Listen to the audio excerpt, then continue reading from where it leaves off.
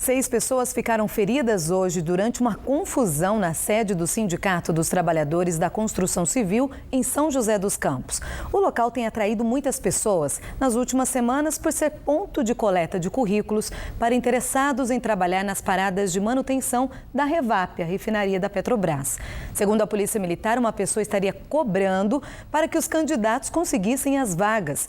Um grupo de trabalhadores então se revoltou e um homem passou a atirar contra eles.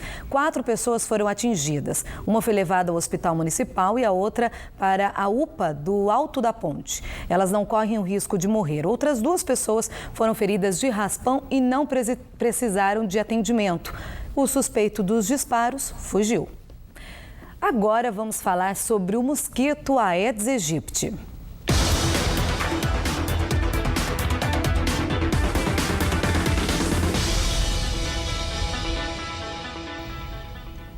Assim como a dengue e a febre chikungunya, o vírus da Zika também é transmitido pelo mosquito.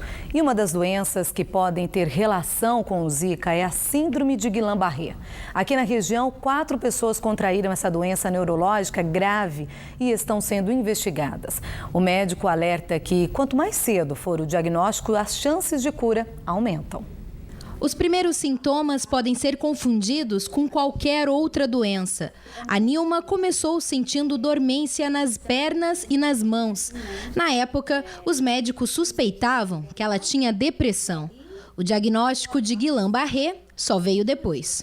Nós conseguimos um neurologista no outro dia e foi aí que, ao me examinar, ela descobriu que eu estava com um problema neurológico muito grave, né?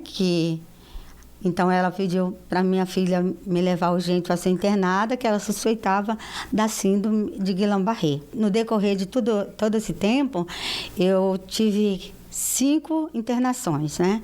Guillain-Barré é uma doença neurológica e autoimune, causada pela produção inapropriada de anticorpos. E fraqueza muscular é a principal consequência da doença. No início, as dores mais fortes eram aqui, sabe, nos ombros, nas costas, porque parecia que tinha agulhas entrando no meu corpo, né? Mas hoje a dor mais forte que eu sinto é na panturrilha.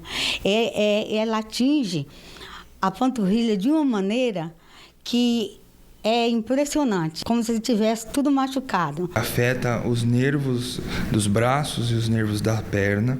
É uma doença que leva a uma produção de autoanticorpos, ou seja, uma imunidade do organismo contra o próprio organismo, e esses autoanticorpos vão levar à destruição dos nervos, de uma parte dos nervos das pernas, e isso vai subindo para os braços, e essa destruição dos nervos que leva à sintomatologia da doença. A síndrome de Guillain-Barré atinge 1 a cada 100 mil pessoas. Na região, são 4 casos da doença, 2 em Taubaté, 1 em Pindamonhangaba e o outro em Campos do Jordão. O Ministério da Saúde está acompanhando as investigações que relacionam a síndrome com a transmissão do mosquito Aedes aegypti. Isso está preocupando a gente, porque o vírus da Zika era até então um vírus inofensivo. Ele provocava uma gripe comum, digamos assim. A pessoa muitas vezes nem percebia que tinha a doença. Agora não. Agora a gente está percebendo que ele está provocando manifestações mais graves. Tanto que em 2013, no final de 2013, foi a primeira descrição de síndrome de Guillain-Barré associada com o Zika vírus. Então, até então não se conhecia essa associação. Por mais que a gente tenha uma preocupação, o mais importante é fazer o diagnóstico da síndrome. E aí, o mais rapidamente possível, começar o tratamento. Mas, atualmente, eu não tenho nenhum paciente que ainda consegui linkar, associar o Zika com o Guillain-Barré. A rotina de Nilma mudou bastante desde que ela descobriu que estava com a síndrome de Guillain-Barré. Todos os dias, a filha Juliana ajuda a mãe a fazer os exercícios que estimulam os músculos. Ficar com a minha mãe, cuidar dela, para mim é gratificante.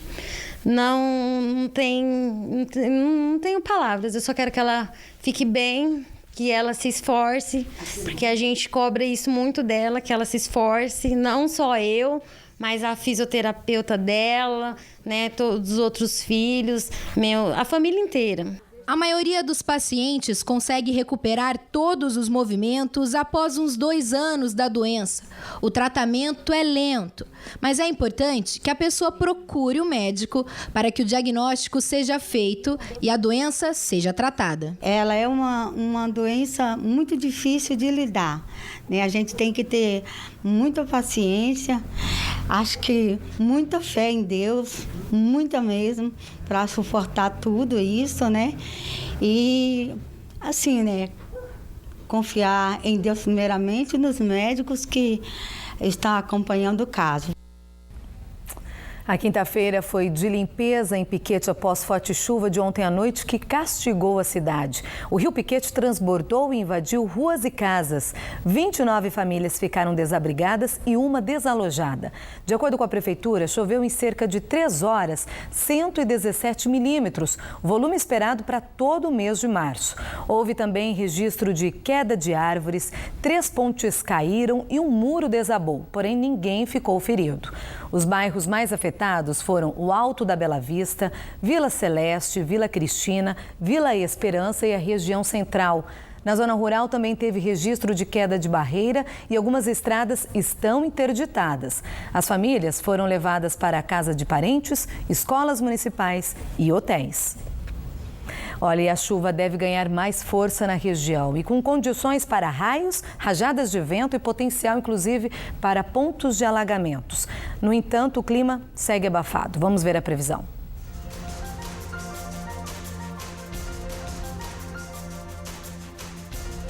Na Serra da Mantiqueira, amanhã de sexta terá predomínio de sol, mas à tarde vem chuva novamente. Em Monteiro Lobato e Campos do Jordão, a mínima será de 13 e a máxima de 23 graus. No Vale do Paraíba, o dia terá nebulosidade variável. Os termômetros marcam 29 graus em Santa Branca, Taubaté e Bananal. Cunha fica com 28. No litoral norte, sexta-feira, com calor de 31 graus em Ilhabela e Caraguatatuba. As temperaturas vão aumentar em São José dos Campos com a chegada do final de semana. O tempo vai se manter mais firme. Na sexta e no sábado, a máxima será de 32 graus. Mesmo com possibilidade de chuva, o calor também vai ficar mais acentuado em São Sebastião. De 31 graus, vai passar para 32.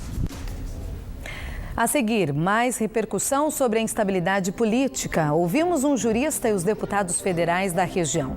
Futebol, Ito Roque segue invicto no comando do Burrão. A gente volta já já, agora às 7 horas, 8 minutos.